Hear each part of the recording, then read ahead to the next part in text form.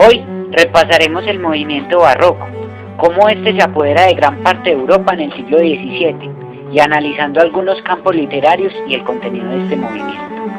Abordaremos entonces, después de que el Renacimiento creyó en una posibilidad del mundo perfecto, en armonía, en equilibrio, y había considerado también que el hombre podía dominar este mundo, la realidad posterior iba a contradecir esta mentalidad renacentista, ya que atravesaba una época de optimismo.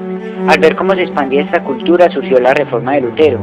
Esta consistió en una rebelión religiosa, por lo que desembocó rápidamente un enfrentamiento social y político, que inició un periodo de guerras en Alemania y se extendió al resto de Europa, provocando sublevaciones campesinas contra los señores feudales y la guerra de los 30 años entre el emperador católico y los príncipes alemanes protestantes, con participación de todos los estados europeos.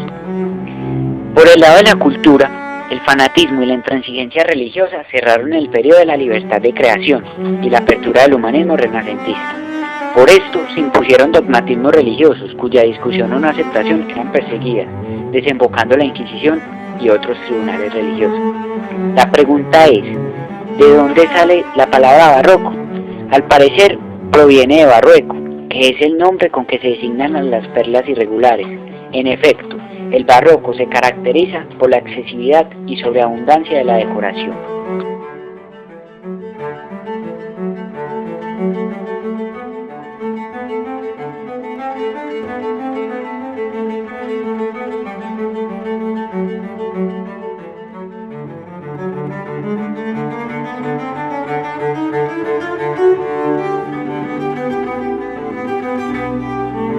La pintura. En esta época pasa a ser un elemento decorativo de las paredes y los techos de los palacios. También pudimos observarla en la vida cotidiana, con sus componentes históricos, populares, religiosos, eróticos, entre otros.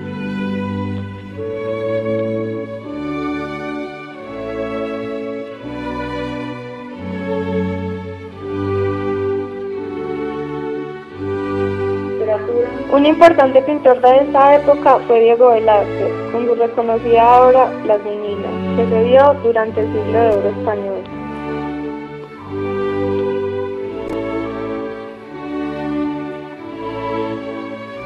En el cuadro están ilustrados la infanta Margarita, Isabel de Velasco, María Agustina Sarmiento, María Bárbola, Nicolásito Pertusato, Marcela Ulloa, Diego Ruiz Ascona, José Nieto Velázquez, Diego Velázquez, Felipe IV y su esposa Mariana de Austria.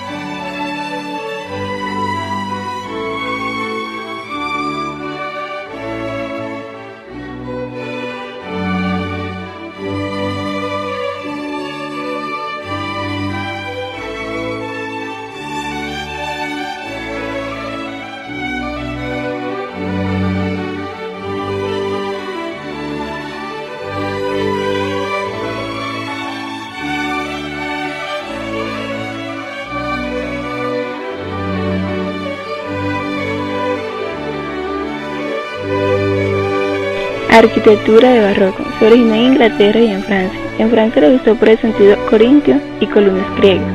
No se niega las formas clásicas, las líneas rectas y se prefieren las formas ovaladas. En España se destaca la Plaza Mayor y la Salamanca de Madrid.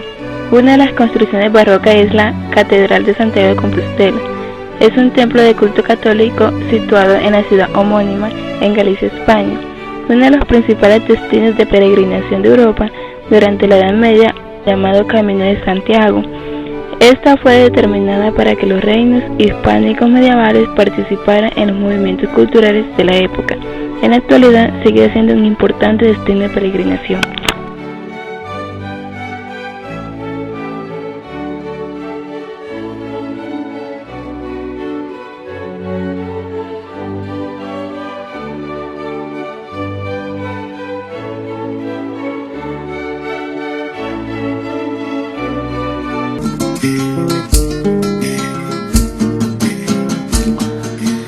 Desde la torre, Retirado en la paz de estos desiertos, con pocos pero doctos libros juntos, vivo en conversación con los difuntos y escucho con mis ojos a los muertos.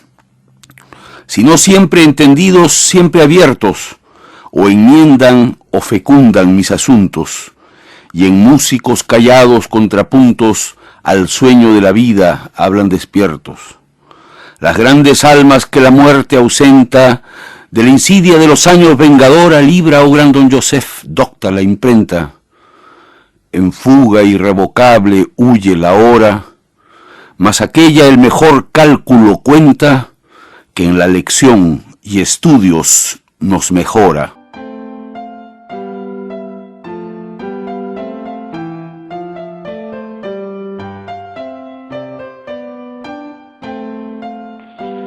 La literatura del barroco se manifestó en varios países europeos. En Italia se llamó marinismo, por el poeta G. Marini, y en Alemania eufemismo, nombre procedente de un relato de John Lilly. El barroco valoró la libertad por crear y la complejidad en la expresión. Los géneros literarios del barroco son la poesía, que se distingue por dos corrientes literarias, el conceptismo y el culteranismo.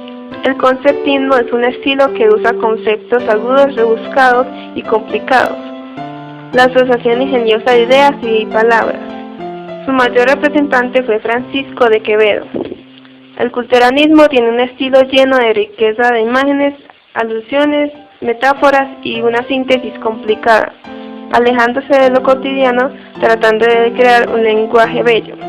Su mayor representante, Luis de Góngora.